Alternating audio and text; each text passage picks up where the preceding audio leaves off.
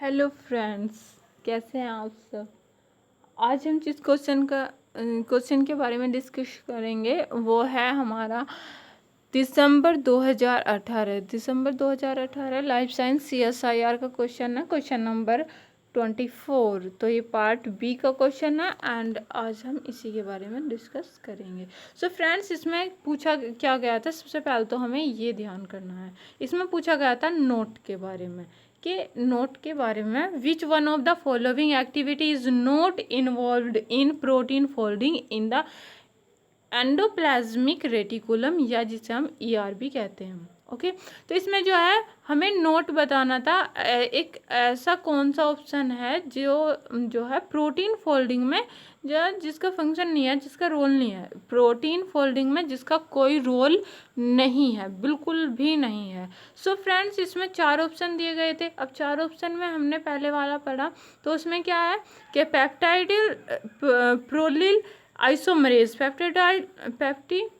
Peptidyl प्रोलिल isomerase, जो क्या होता है, जो एक प्रोटीन फोल्डिंग में जिसका रोल होता है protein sulphide isomerase. Protein sulphide भी जो है प्रोटीन फोल्डिंग में उसका जो है रोल होता है। And protein glycosylation, yes, protein glycosylation also use in protein folding. So friends, बचा क्या, बचा हमारे पास प्रोटीन यूबिक्विटिनेशन एंड दिस इज, यही हमारा जो है राइट आंसर है। सो फ्रेंड्स, इसमें क्या था कि जो हमारा ऑप्शन नहीं है वही हमारा करेक्ट आंसर है या करेक्ट ऑप्शन होगा इस आंसर के लिए, प्रोटीन यूबिक्विटिनेशन। एंड प्रोटीन यूबिक्विटिनेशन, अगर आपने थोड़ा भी इसके बारे में पढ़ा होगा तो इसका जो काम होता है, इसका जो फंक्शन होता है या इसका जो रोल होता है, वो रोल होता है प्रोटीन डिग्रेडेशन में। सो एक बार याद कर लो या 2 बार कर लो, इसे एकदम रट लो इस पॉइंट को कि प्रोटीन यूबिक्विटिनेशन जो होता है वो किसमें उसका रोल होता है, वो रोल होता है डिग्रेडेशन ऑफ प्रोटीन, ये याद रखना कि डिग्रेडेशन ऑफ प्रोटीन। अब यहाँ पे हम बात कर रहे थे फोल्डिंग की और ये आ गया डिग्रेडेशन का, तो इसलिए जो है हमारा यही ऑप्शन करेक्ट हो जाएगा। ओके, तो ये हमारा जो आंसर होगा वो क्या हो जाएगा, करेक्ट हो जाएगा, सही हो जाएगा। एंड ये जो है तीनों किसमें होता है, ये फोल्डिंग में इनका काम होता है, तो इसलिए ये ऑप्शन नहीं है। अब आया हमारे पास, अब इसका सोल्यूशन क्या है, या सारे जो ये हमारे पास जो ऑप्शन है, स्टेटमेंट है, उनके बारे में कुछ हम थोड़ा डिटेल में इनके बारे में पढ़ते हैं। सो फ्रेंड्स, सबसे पहला है पेप्टाइडिल प्रोलिल आइसोमरेज। पेप्टाइडिल प्रोलिल आइसोमरेज क्या होता है कि ये एक जो है प्रोकैरियोट एंड यूकैरियोट दोनों में पाया जाता है। किसमें पाया जाता है, प्रोकैरियोट एंड यूकैरियोट दोनों में पाया जाता है। नंबर 2, ये जो है क्या करता है, that interconvert the cis and trans isomerase of peptide bond with the immuno acid proline. क्या करता है ये एक बार सिस में बदलता है, एक बार ट्रांस में बदलता है, इंटर कन्वर्ट होता रहता है। किसकी हेल्प से, आइसोमरेज तो ये है ही isomer of peptide bond with the immuno acid proline. Okay, तो किसकी हेल्प से, किससे, वो जो होता है इम्यूनो एसिड प्रोलीन से। एंड प्रोलीन, ओके, प्रोलीन क्या होता है, प्रोलीन एक इम्यूनो एसिड है, इम्यूनो प्रोलीन एमिनो एसिड है ये। ओके, एंड जो सेकंड है, सेकंड क्या आता है, proline has an unusually conformational restrained peptide bond due to its cyclic structure with its side chain and bonded to its secondary amine nitrogen। And जो इसका third point है वो क्या है, peptide prolyl cis trans isomerase. And इसके अलावा इसके 2 नाम और हैं, PPLase और रोटामेज। ओके, PPLase और रोटामेज, रोटेट में होता है okay, and is an enzyme that accelerate का मतलब क्या होता है, बढ़ा देना। एक्सिलरेट प्रोटीन फोल्डिंग को बढ़ा देता है by catalysing the cis trans isomerisation of proline imidic peptide bond in oligopeptides. Okay, तो ये क्या करता है, ये जो है उसको प्रोटीन फोल्डिंग को बढ़ा देता है। ये एंजाइम प्रोटीन फोल्डिंग को बढ़ा देता है। पीपीएलेज जो एंजाइम है वो प्रोटीन फोल्डिंग को बढ़ा देता है। किसके द्वारा, कैटालाइजिंग के द्वारा, सिस ट्रांस आइसोमराइजेशन से। ओके, प्रोलीन का जो आइसोमराइजेशन है, प्रोलीन का आइसोमराइजेशन जो है, एक बार प्रोलीन सिस में बदलेगा, एक बार ट्रांस में बदलेगा, तो ये क्या कर देगा, उसका जो है आइसोमराइजेशन को, उस कैटालाइजेशन को उसको बढ़ा देगा।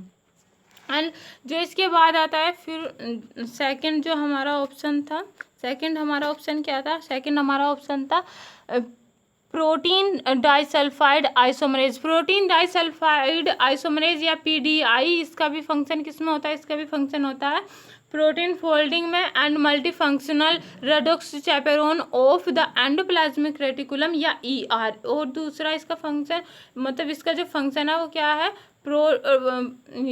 PDI is a folding assistant is ER of eukaryotic cell. Okay, eukaryotic cell में and in ER. Okay, folding किस में होती है, ER में, इसमें जो है इसका रोल होता है। तीसरा जो होता है वो होता है ग्लाइकोसाइलेशन। ग्लाइकोसाइलेशन भी हमेशा जो है किस में हेल्प करेगा, वो प्रोटीन फोल्डिंग में एंड अदर में जो है हेल्प करेगा।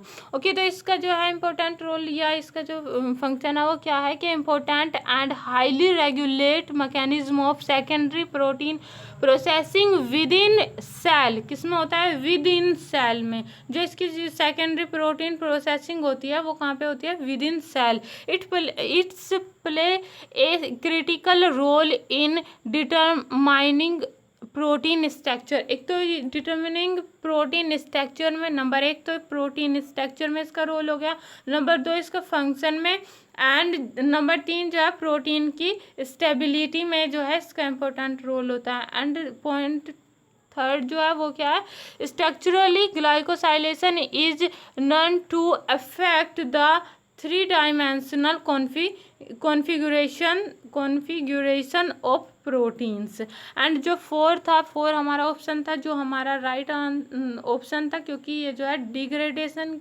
कराता है और ये सब जो है तीनों के तीनों जो है फोल्डिंग में थे। तो ये जो हमारा मतलब गलत आंसर सही आंसर हुआ था, तो ये क्या था, प्रोटीन यूबिक्विटिनेशन। अब तक जो आपने तीनों ये पढ़े हुए थे प्रोटीन फोल्डिंग में काम कर रहे थे, लेकिन ये मतलब ये इन चारों ऑप्शन में ये एक ऐसा ऑप्शन है जो क्या कर रहा है, ये कर रहा है डिग्रेडेशन में, प्रोटीन को डिग्रेड कर रहा है। डिग्रेड का मतलब होता है तोड़ता है, छोटे छोटे टुकड़ों में उसको तोड़ देता है, अमीनो एसिड में बदल देता है, अमीनो एसिड में तोड़ देगा वो उसको। प्रोटीन जो है एक स्ट्रक्चर होती है जो बहुत सारी पॉलीपेप्टाइड्स एंड एंजाइम एंड ये सब जो है बाइंड होके एक स्ट्रक्चर बनाता है प्रोटीन, लेकिन ये क्या करता है, वापस से उसको जो है डिग्रेड करके अमीनो एसिड में तोड़ देता है। ओके, तो ये क्या करता है, प्रोटीन यूबिक्विटिनेशन। और इसके अलावा जो है यहाँ पे एक ये भी है डायग्राम है जिसकी हेल्प से आप जो है अच्छे से समझ सकते हैं।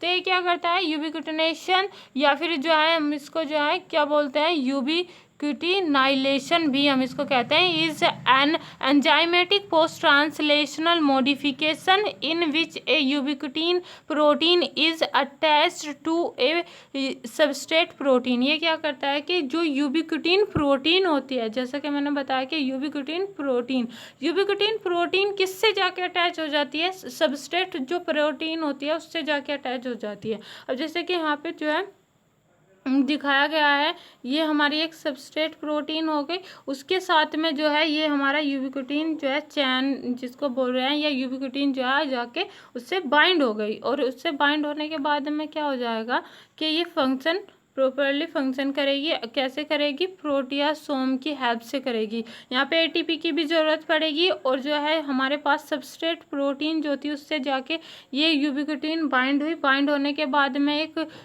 26 प्रोटियासोम होगा। 26 प्रोटियासोम जो एक प्रोटीन होगी उसका काम ही होता है कि एक साइड से उसमें जो है ये प्रोटीन और यूबिक्विटिन बाइंड प्रोटीन आती है और दूसरी तरफ से जो है वो उसको डिग्रेड करके छोटे छोटे टुकड़ों में तोड़ के या अमीनो एसिड में उसको तोड़ के एंटीजन प्रेजेंटेशन उसको जो है बिल्कुल तोड़ के बाहर निकाल देती है। तो एक साइड से जाती है और दूसरी साइड से जो है दूसरे रूप में बदल के वो बाहर आ जाती है, टूट फूट के बाहर आ जाती है। ओके फ्रेंड्स, एंड इसके साथ में यूबिक्विटिन भी इसमें जो है बाइंड होता है। ये सब जो है यहाँ पे दिखाई दे रहा होगा, ये क्या है? यूबिक्विटिन बाइंड हो रहा है। हमें इसमें एटीपी की ज़रूरत पड़ती है एंड ये हमारे पास जो है मिस फोल्डिंग प्रोटीन या जिसको हम कह रहे हैं protein substrate. Miss folding protein क्या होती है कि जैसे प्रॉपर प्रोटीन थी अब उसकी जो है मिस फोल्डिंग हो गई, उसमें या तो कोई जो है म्यूटेशन या कुछ भी किसी भी कारण से जो है उसकी मिस फोल्डिंग हो रही है या उसमें जो है कोई एक एमिनो एसिड कोई न्यूक्लियोटाइड्स चेंज हो गई या किसी भी कारण से वो एक ख़राब प्रोटीन है। ये ख़राब, एक नॉर्मल लैंग्वेज में हम कहते हैं ख़राब प्रोटीन है जिसकी हमें जो है अब रिक्वायरमेंट तो रही नहीं, तो उसको क्या करेंगे? उसको हम जो है नष्ट कर देंगे, उसको जो है ख़त्म कर देंगे। उसके लिए हमें जो है 26 प्रोटियासोम या जो है दूसरा हमें किसकी ज़रूरत पड़ती है? लाइसोसोम की ज़रूरत पड़ती है डिग्रेडेशन में। इसे ही बोलते हैं डिग्रेडेशन ऑफ प्रोटीन या प्रोटीन का डिग्रेडेशन। एंड इसके अलावा जो है और क्या फंक्शन हो सकता है इसका?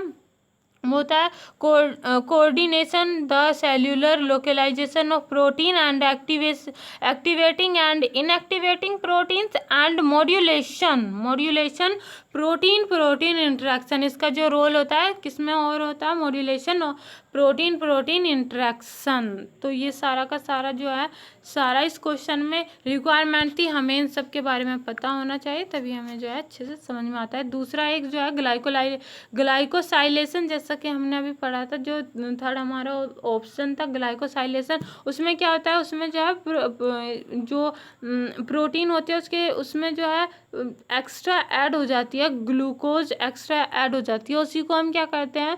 कैलेनेक्सिन साइकिल के थ्रू जो है कैलेनेक्सिन होता है जो ER ल्यूमन पे अटैच होता है, बाइंड हुआ रहता है, उस पे जाके जो है ये प्रोटीन यहाँ पे आप देख सकते हो यहाँ पे आई और इसके साथ में जो है बाइंड हो गई। बाइंड होने के बाद में ये इसको कट कर देगा। यहाँ पे लिखा हुआ भी है ग्लूकोज स्ट्रीमिंग। ग्लूकोज स्ट्रीमिंग का मतलब क्या होता है कि ग्लूकोज को काट देगा, ट्रिमिंग कर देगा। ओके, तो ये क्या होगा? जब इसको ट्रिमिंग कर देगा तो फिर ये जो है हट जाएगी और फिर जो है प्योर प्रोटीन या फिर हम कहें कि एक नॉर्मल जो है नॉर्मल फोल्डेड प्रोटीन जो होगी वो हमें मिल जाएगी। और फिर उसका क्या होगा कि एग्जिट फ्रॉम ER, एग्जिट हो जाएगी ER से and to the Golgi for processing and modification of the glycan and protein. तो इसका काम सिर्फ इतना है कि जो एक्स्ट्रा ऐड हुई ग्लूकोज है उसको कट करता है। किसके द्वारा कट करता है? कैलनेक्सिन इसमें याद रखना, कैलनेक्सिन। एंड उसके बाद में एग्जिट हो जाता है ER से, फ्रॉम ER एंड उसके बाद में glucose for processing and modification ये सब होंगे and ग्लाइकोन of ग्लाइकोन and protein. And उसके बाद में जो है ये एक प्रॉपर फंक्शन करेगी प्रोटीन। तो इसका जो ग्लाइकोसाइलेशन है वो किसमें इंपॉर्टेंट रोल होगा? इन प्रोटीन फोल्डिंग। यहाँ पे लिखा हुआ है इन प्रोटीन फोल्डिंग। तो आई होप कि अब आपको सारा कुछ समझ में आ गया होगा ये क्वेश्चन एंड ये हमारे जो 4 मेन टॉपिक थे वो भी आपको क्लियर हो गए हों आई होप। एंड अगर आपको कोई नेक्स्ट टॉपिक पे वीडियो बनवानी हो तो प्लीज़ कमेंट करके मुझे ज़रूर बताएं एंड वीडियो को शेयर करें, लाइक करें and subscribe now. And thank you friends, मुझे बहुत अच्छा लगता है आपके लिए हेल्प करके एंड आई होप कि आप भी मेरी हेल्प करें। So thank you friends.